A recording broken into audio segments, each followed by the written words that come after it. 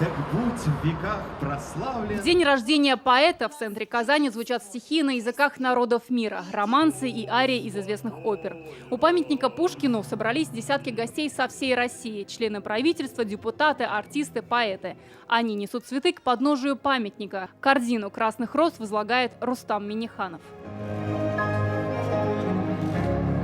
Пушкин откликается в душе всех народов мира, а его строчки цитирует наизусть. Я помню чудное мгновение, передо мной явилось ты, как мимолетное видение, как гений чистой красоты. Урну с водой наклонив, об утес ее дева разбила.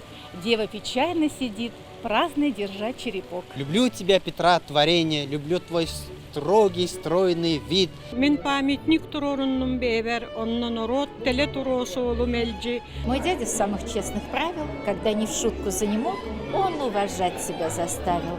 И лучше выдумать не мог. Пока свободою горим, пока сердца для чести живы, мой друг, отчизне посвятим души прекрасные порывы. Солнце русской поэзии. Пушкин, он стал еще и солнцем русской музыки. Кантаты и оратории, симфонии и балеты, оперы и, конечно же, романсы. Тысячи произведений всегда с нескончаемыми овациями звучат на мировых сценах. Вот и сегодня в Казанском театре оперы и балета приоткрывает занавес богатое наследие нашего русского языка.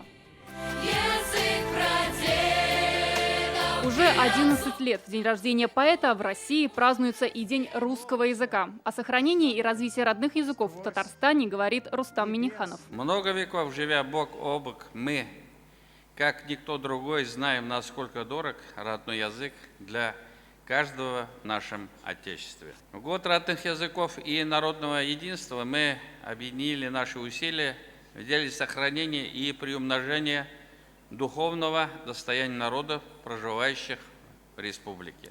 Президент подчеркивает, искренность и верность высоким идеалам – лучший пример для подрастающего поколения. И в этом помогают учителя. 6 преподавателям республики Рустам Минниханов вручает государственные награды. Учителю русского языка и литературы Фариде Фаритовне Кузнецовой. Чуть более 2 суток в сентябре 1833 года провел в Казани Александр Сергеевич Пушкин. Жизненный путь Пушкина в стихах, спектаклях и музыке показывают на сцене артисты Казанского ТЮЗа, театры оперы и балета, народный хор и коллектив Казанского дома дружбы народов. Масштабность всех этих мероприятий, насколько вовлечено людей, и все с таким воодушевлением принимают в этом участие. Вы знаете, Казань меня покорила. Во все вопросы и к отчизне, и к любви, и к жизни. Вот он кумир. Кумир Александр Сергеевич Пушкин. Сейчас еще прошло 222 года со дня рождения, не родился второй Пушкин. Именно по силе любви к русскому языку. По этому замечательному вкладу, который он внес после Ломоносова в развитие русского литературного языка. Наталья Мезина, Рамзиль Карипов, ТНВ, Казань.